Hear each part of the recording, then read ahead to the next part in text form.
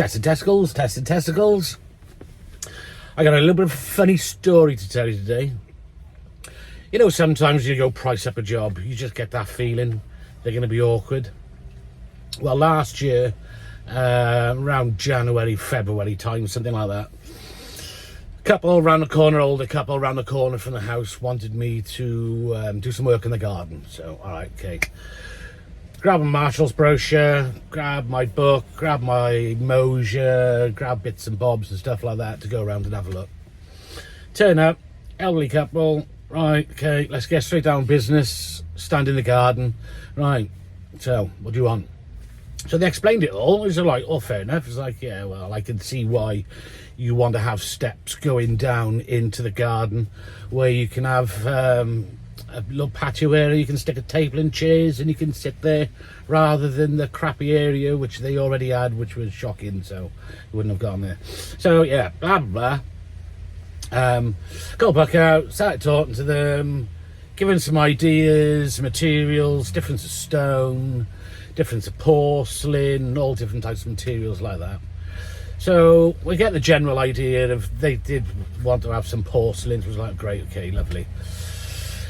So going through it, and the husband's just stood there like that with his hands flipping folded, just like grim, like, come on, smile or something. Because the questions I was asking the woman, it's always a woman you ask, questions I was asking her, then she was like conferring it then to her husband, who just stood there like that, and said, so what's your thoughts on that? And he's like, yeah, well, whatever you want. So I'm looking at him thinking, well, you're not going to be much help, are you? Just didn't want to chip into the conversation here. You're spending a load of money. You got a professional around your house to go measure it up and, you know, do stuff for you, and he just stood there like that, flipping Mr. Grimm.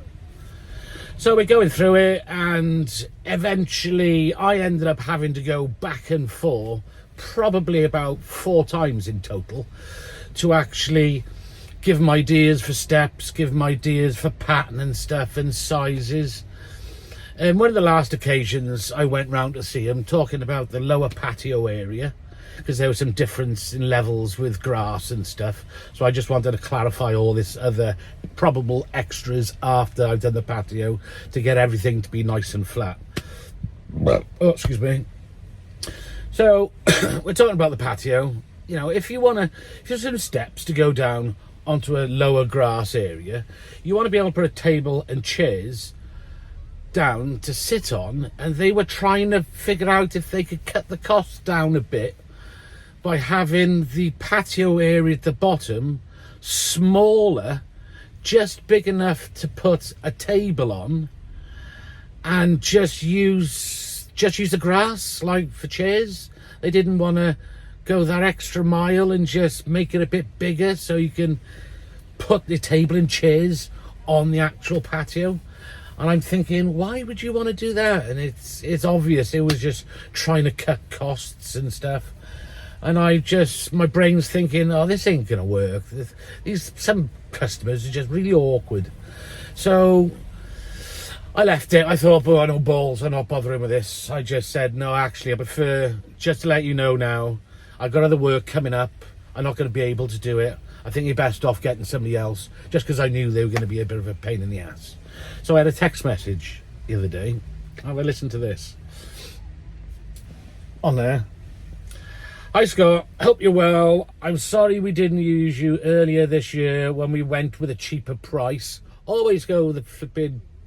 Well, there we go. Went with some of the cheap price, but we've been having issues with the patio ever since.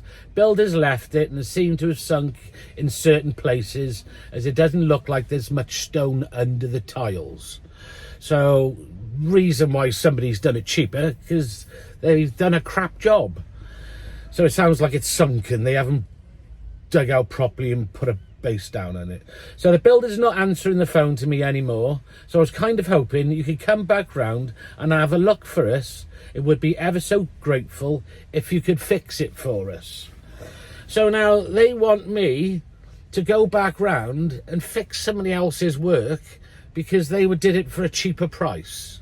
And now they want me to... I always say, flipping, it's not always about the cheaper price. It's about the quality of workmanship you're going to get. Right, a little bit left to finish it off.